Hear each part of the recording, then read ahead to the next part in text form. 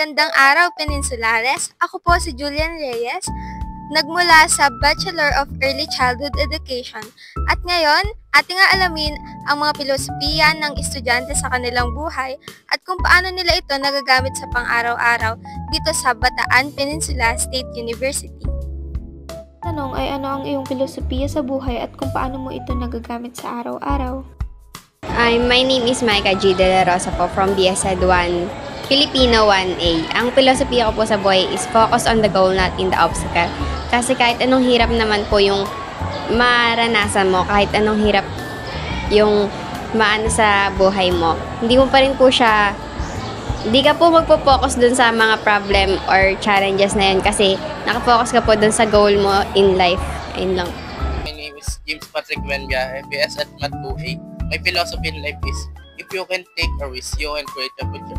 Paano nyo ma-apply sa pang-araw-araw na o sa daily life? Araw-araw sipag. Dahil alam naman natin, ang buhay ay parang sugal. Kaya lahat ng sinusugal mo ngayong present, ay magamit mo into future para mabot mo ang inyong mga pangarap. Ayun lang. My name is Michio Cuyanti Sanchez from BEd 2B. Ang filosofiya ko sa buhay ay lahat ng nangyayari sa buhay may purpose kung bakit siya nangyayari sa buhay. Paano ko siya na-apply sa pang-araw-araw? Na-apply ko siya pagka kunyari, merong nangyari sa buhay ko na hindi ko inaasahan na mangyayari. I know, merong plano sa Lord kung bakit nangyari sa buhay ko.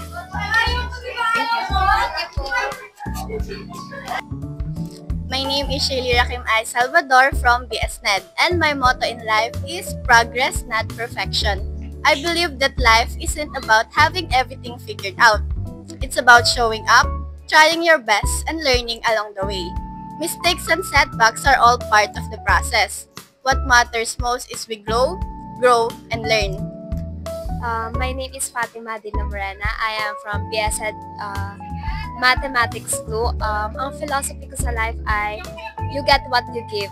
I believe na na-apply ko siya sa buhay ko and everyday life ko. Kapag sa mga nakakasaluma ko, dapat maging mabait ako para mabait din yung darating sa akin. Good afternoon. I am Jan Del Casar from BSED Social Studies 1A. So, yung philosophy ko sa buhay is kung meron kang sipag at syaga, tiyak na magtatagumpay ka. And na-apply ko to sa sarili ko.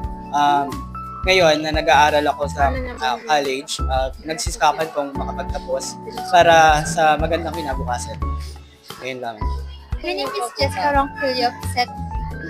My philosophy in life is believing yourself. Ginagamit ko siya in everyday life. Kasi parang for me, it may reminder para sa sarili ko na kailangan ko maniwala sa sarili kong kakayahan. For example, sa circumstances, challenges, or sa mga quizzes na lang na kapag nagkakaroon ako ng doubt sa sarili ko, palagi ko sinasabi yun na kailangan ko maniwala sa sarili kong kakayahan.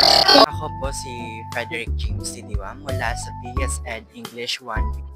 Ang philosophy ko sa buhay ay if not now, then when?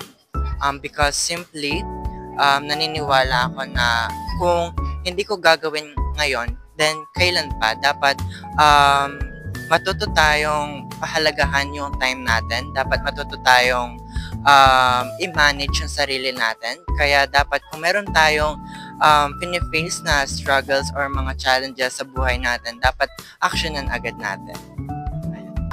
My name is Shane Cruzpalzi De La Rosa, and my program is BSED Science 2B in Section 4. My philosophy in life is stop dreaming and face your reality. So, na-apply ko to, like for example, may gusto kang makamit right now in this present, which is makapagtapos ka sa pag-aaral. So, in dreaming kasi nga, madali mo lang siya makamit, but it's full of illusion. That's why you need to face your reality in order to achieve the goals that you wanted to achieve. So, I'm Leona Lion and I'm from BSED Science 3B. So, my motto is chase progress, not perfection. So, in life, the constant in the world is changes. So, we only need progress in life to fulfill and to success. Ayun lang naman. So, I'm Leona Lion and I'm from BSED Science 3B. So, my motto is chase progress, not perfection. So, in life, the constant in the world is changes. So, we only need progress in life to fulfill and to success. Ayun lang naman. Yung name ko is IZ Bustamante Pascual and yung course ko is BEd 3B. Ayan, yung motto ko sa buhay is, hindi hadlang ang kahirapan para hindi magpatuloy sa pag-aaral. So, na-apply ko siya sa sarili ko kasi tulad ko, hindi rin naman ako sobrang yaman. So, marami din akong pinagdadaanan sa buhay. And so, marami sa atin kung iisipin natin, marami tayong working students. Doon pa lang may isip natin na lumalaban sila ng patas. Kung nag-aaral sila kahit sa kabila ng kahirapan is hindi nila pinapabayaan yung pag-aaral nila.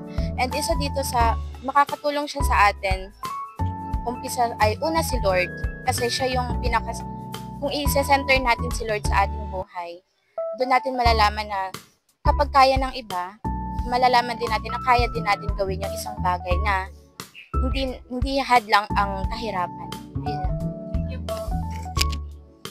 Ako po si Noli Shanipino from Biseto po. Yung filosofiya ko sa buhay ay learning by doing.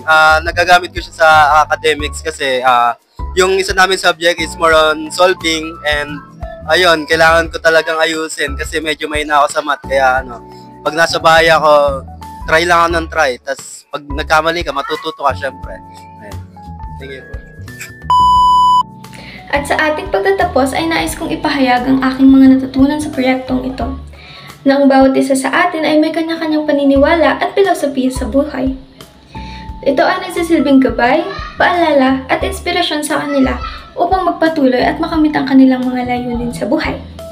Makatulong rin ito sa akin upang mas mapaunlad ko pa ang aking filosofiya sa buhay na makakatulong at magiging inspirasyon upang makamit ko ang tagumpay ng buhay. Muli ako si Julian Reyes mula sa Bachelor of Early Childhood Education.